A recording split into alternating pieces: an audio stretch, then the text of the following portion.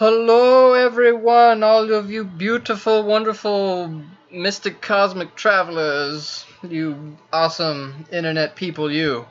Sort of realized I hadn't done one of these in a while and just thought I would get on the saddle again and catch up with you guys. Been getting a lot of new messages, which has been very exciting. Had this really cool interview with George Kavaslis, which was such a great, just real honor. To get to speak, about this kind of stuff with somebody like George and all the people who were able to listen. I'm just so grateful. What I wanted to get into a bunch of stuff, but this kind of first thing I've been thinking about lately is along the themes of just self-empowerment. That's been something I found that just always is working for me spiritually, is when I find something in a holy book or some speaker or somebody, and it results in a tool for me where I feel more self-empowered. There's really no room for foul play with that kind of thing. Not becoming like super into yourself or that kind of self-empowerment, but just feeling a general level of self-respect and comfort in your own skin. So, kind of further elaborating on that concept, I thought of the idea of Yourstory. We've got history, and we know about history. It's not pretty, but that's part of the whole. So this is kind of the direction I'm going to take this conversation in at first, is just this idea of Yourstory.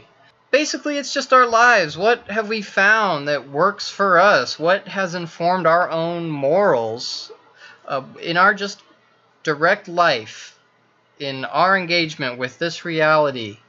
What have we found to be consistently true? What have we seen in ourselves that rears its ugly head again and again, that keeps being a hurdle for us or keeps holding us back? One of the really powerful things about these kind of concepts and these kinds of discussions is just how objective it can allow us to be. We can suddenly see ourselves in this way that's taking a step outside of ourselves and looking at our own life in this grander spiritual scheme. And that's very important, I think, when we're developing this, this idea of ourselves and our consciousness, who we are. And it can be difficult but incredibly helpful to be objective with ourselves, look at our own lives and see those things that keep getting in our way.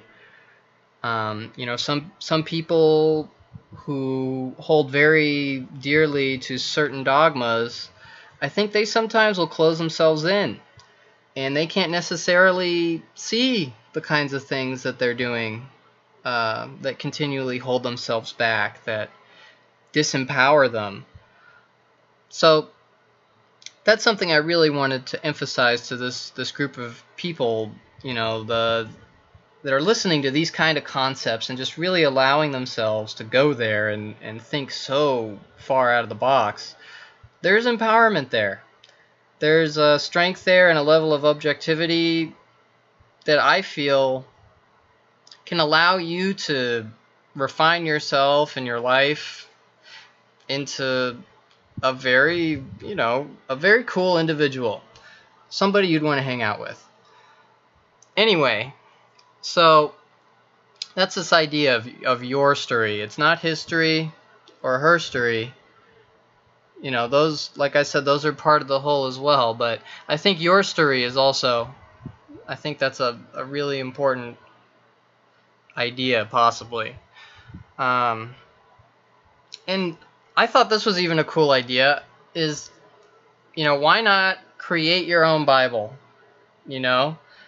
That's something growing up I always thought I was kind of resentful in Catholic school, or being dragged to Catholic church every Sunday, feeling like, man, if I could just have my own fresh start in my own Garden of Eden, what kind of a story would I write, or what kind of Bible would I have? And I'd be kind of frustrated because that's not even any sort of possibility. But recently I've been thinking, hey, you know what? Why not? Have your own Genesis, have your own parables, your own stories of your life. It's kind of like a diary. It's kind of like a poetry book. It's sort of just your own story, you know. So I thought this kind of goes along with this idea of Yourstory.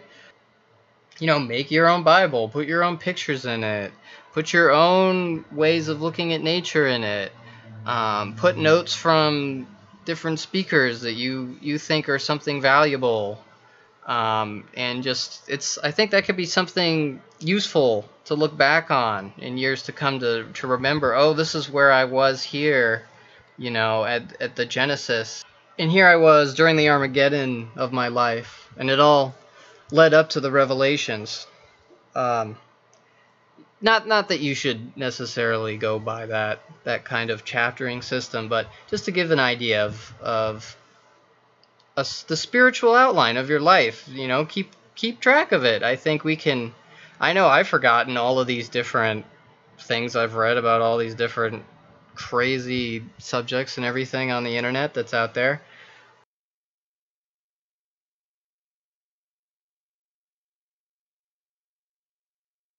So a bit of a recap of where I'm coming from with this idea I'm calling the universal fractal story. You could really break it down to waveform pattern. I think is the most basic form of this. I think we can see this in the seasons.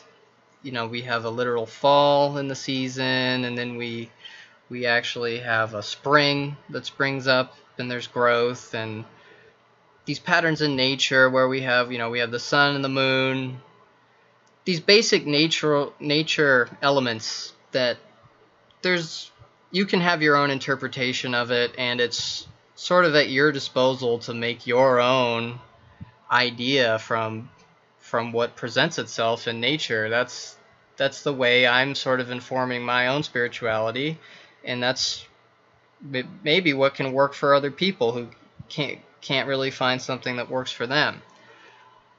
So in these themes of rises and falls, births and deaths, hot, cold, day, night, sun and moon, left and right, up and down, also the family model, I can find some value, some insight in the way that two opposites come together in love and they form a third.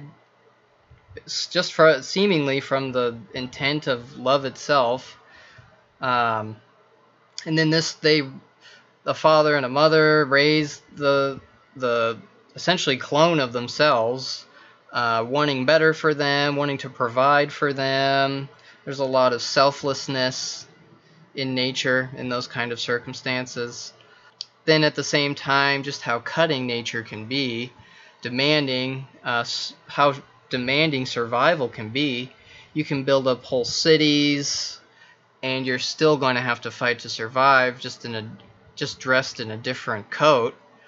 Whether you're living out in the jungle or you're living in man's jungle, these themes of nature seem to persist.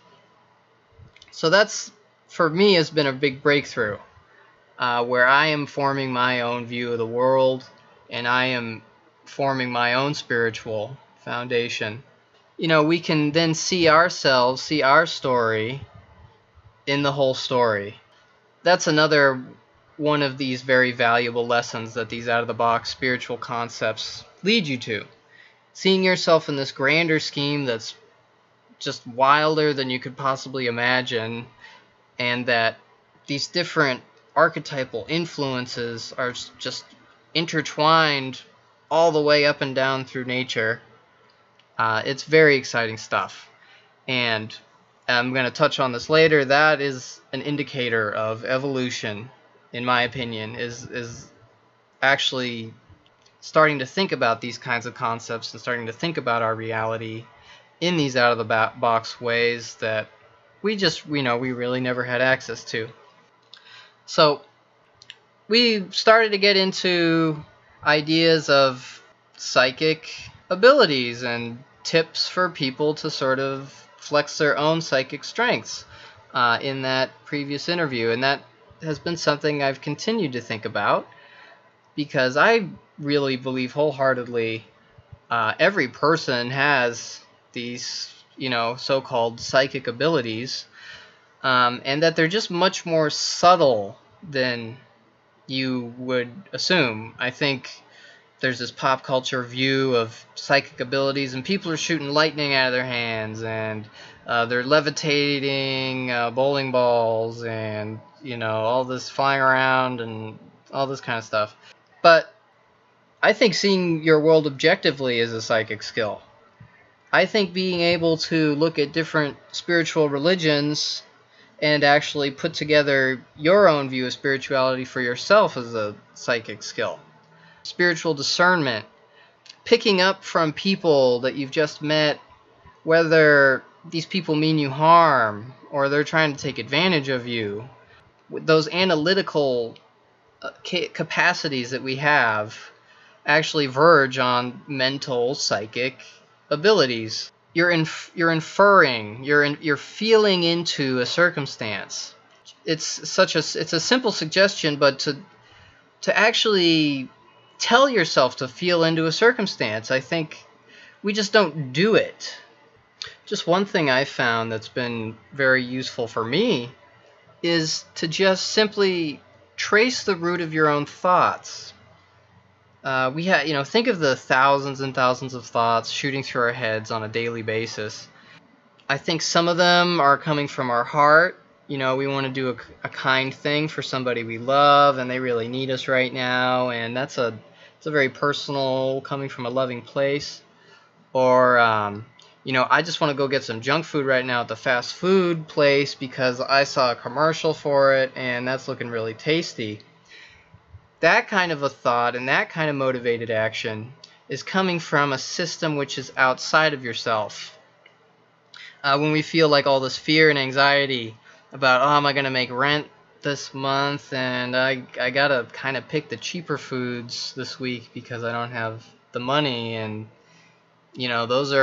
that's getting very real, where we can really directly see how these systems outside of ourselves have a very direct impact on our well-being and our stress levels. And even though we can't always have the power to necessarily change our living circumstances overnight, we can have the analytical power to see where these different roots of where's the stress coming from. Is this coming from my heart, or is this coming from a system outside of myself? And the more we can start to parse out these different, almost like energy lines that are linking up with you to these different various systems, that's when we can start to dismantle these systems piece by piece. We can start, maybe I'm buying local organic foods now instead of buying the cheaper GMO stuff because I'm in a small way supporting something I believe in more so than I was before. And step by step in these ways, we can really start to dismantle the systems that build themselves up. And I'm, maybe move to somewhere closer to a forest wilderness area where you get your water from a spring instead of a privatized water source, and you've got some room to start a new garden so you can supplement your food with your own food. I think in very real ways we can start to take these steps, understanding what it is that's influencing us, how it's influencing us, and then that is how, we can regain control and make our lives into what we want it to be. Part of your story, not history anymore. So yeah, that's what a lot of this here that I wanted to talk about is grounded in, is basically, think about what makes someone patriotic. That whole concept there's a lot of external systems, external assumptions of what makes a good citizen. What links you to your traditional culture that makes you fight for them against the perceived enemy. these are the kind of like systems and influences that are very real, and that we need to first on an individual level recognize and dismantle with ourselves. And then that's exactly the way that on the bigger scheme, these things, they just lose the energetic scaffolding. They don't have that energetic support that used to be there. I think a good example of not having the energetic support that used to be there is actually with the newest plane crash that had just happened this month. First and foremost, my just biggest love and condolences go out to those who were found dead at the site of the crash. You know, no matter what happened, it's a very unfortunate circumstance. What it's helped remind me is just how much the sort of specifics of the circumstance are really besides the point. And I see this in many spiritual arenas, is that when you start to get caught up in specifics, it usually leads in directions that are not beneficial to anyone. Things can become very divisive. Things can get very us versus them, he said, she said, and a lot of finger pointing when we get into the specifics. What I find really valuable is just that objective breakdown of a situation. So if we objectively break down 9/11, we see this horrible circumstance. Doesn't matter who caused it. Horrible circumstance builds up a lot of anxiety in people. People start having a lot of assumptions about who did what and what. It generates this condition, an environment of anxiety and fear. That builds up an energetic scaffolding so that if certain unsavory players in the world wanted to build upon that fear and anxiety, they could have an easier time of moving forward with unsavory agendas such as war and sort of new access to new resources, generating profit off of death. You sort of have to build the energetic environment first so that it's gonna be an easier road. People aren't going to fight you as much. People's assumptions are going to be more on the side that's going to work for you and your agenda and efforts. I break down all these situations like that all the time. I get away from like, oh, is it Russia? Is it Ukraine? Is it, that is just trying to divert my focus in a way that is useful to that fear and anxiety energetic scaffolding that I'm talking about.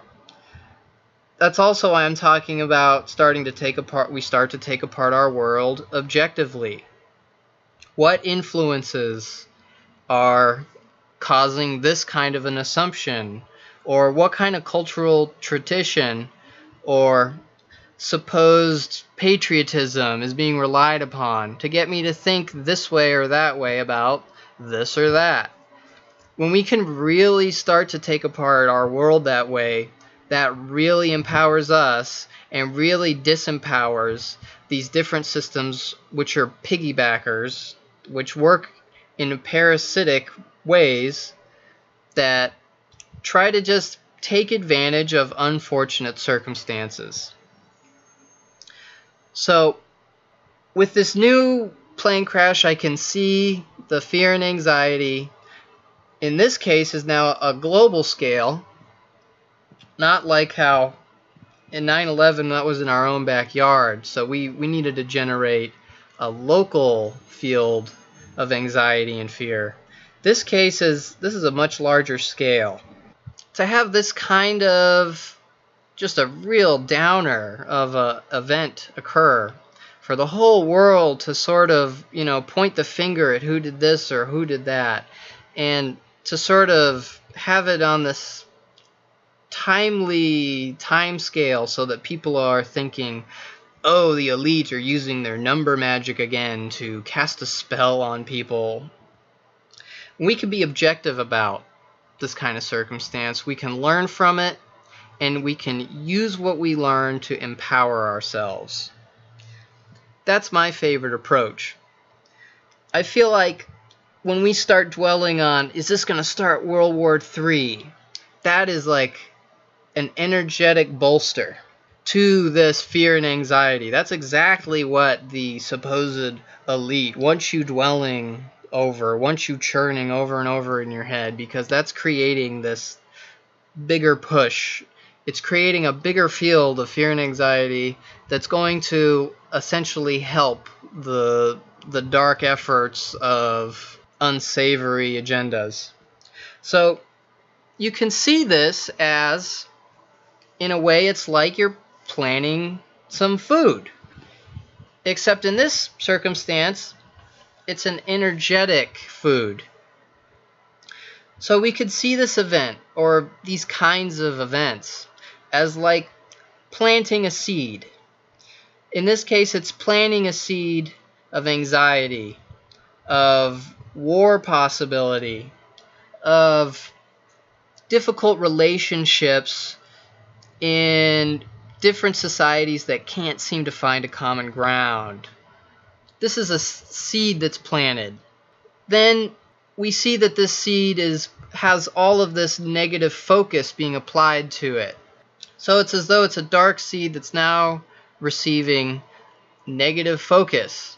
And that's going to result in a negative growth. We can do our own seed planting, is essentially the point I wanted to end on with this topic. We can plant our own seeds of our own consciousness, of the kind of world we want, of the kind of energy that feels good to us. I completely recommend drinking lots of water and putting your focus into that water of what you want for yourself. What do you want to get through? What do you really hope works out that's going to help you be better? Or this intention for this person who really needs it right now. You can literally drink your intentions and, let them flow through you and let them make you up. We can do the same thing with seeds. You can get a little bag of seeds and you can pray intentions into the world, what you want the world to, stop feeding energy into, what you want the world to start paying more focus and more attention to. And again, this is all you. This is your story. This is your influences. And then, go around and plant those seeds and let them grow and let them spread your intentions. That was something I heard in a talk the other day. I can't quite remember, but I thought that was a really powerful and great idea. And that's the kind of thing that, in my mind, is entering into a new dimension. When we start thinking about our reality in these ways, whether it's true or not, we're flexing muscles in ways that we never flexed before, and we're now conscious in arenas of reality that we were not conscious of before. So the more we do this, the more we empower ourselves, the more we take conscious control of our lives and the influences that are influencing us. That is entering into a new dimension of reality. That is you as an individual evolving and refining your spirit. And in my opinion, finding greater equilibrium. Because when we sort of become numb to the influences of life, and we're sort of swayed this way or swayed that way, I don't think that, the idea of ignorance is bliss, I don't necessarily agree with, because I don't think you have balance when you're in ignorance. Somebody says this, and then you're completely motivated to do that, and you don't think twice about it. So, ascending into the fifth dimension is actually becoming more conscientious, becoming more spiritually discerning, more personally empowered, more analytical of the influences and interplays of man's world, of nature's world, of the invisible world. So, yeah, whoa. Um, that for me is really where we're at, and really where we are heading to. I can't really see that kind of a trend going in reverse, though we were in Dark Ages in the first place. So maybe it is this, just like this waveform model is, you need to bottom out and you need to ground yourself for a while, and then you pull yourself up based on just how far down you were pushed. That's how you find how to pull yourself up, because you just get sick of, being pushed down again and again. You naturally adapt and find that key to help bring yourself up a little more than last time. I think that reaches a teetering point, and essentially we go from a Dark Ages into a Golden Ages, as it were. So I really objectively feel and see that happening. It's just not necessarily the way that we're told about it. I don't think it's aliens coming down that are going to introduce us to new technology. I would find that to be part of this old world order, new world order scheme, because I don't think that the truly divine spirits would interfere with us. They would. We go to them when we're ready. We'll be in their reality when it's time for us to be in their reality. No sense to go and mess with the kids before they're ready. Not that we're children. I think we're very mature. But yeah, I just don't trust a mass disclosure kind of scenario. It's just too inbred and too secretive. Just too many red flags already. Another one of these tangents of just breaking down the circumstance, feeling into the motives, and flexing a little bit of psychic strength. Basically, I think that's it. I want to again thank you guys just for how awesome you all are. Just to keep pushing yourselves, keep making yourself a better person. Challenge yourself. Take what you think you know and question everything. And again, I want to motivate that idea of making your own Bible, your own notebook of your spiritual development. Yeah, I mean, once you get going on this stuff, it's just like in physics, of how a body in motion remains in motion. So let's keep those bodies moving, people, and just keep up the great work. Until next time, this is Matt. Holla back, and much love to everybody. Bye-bye.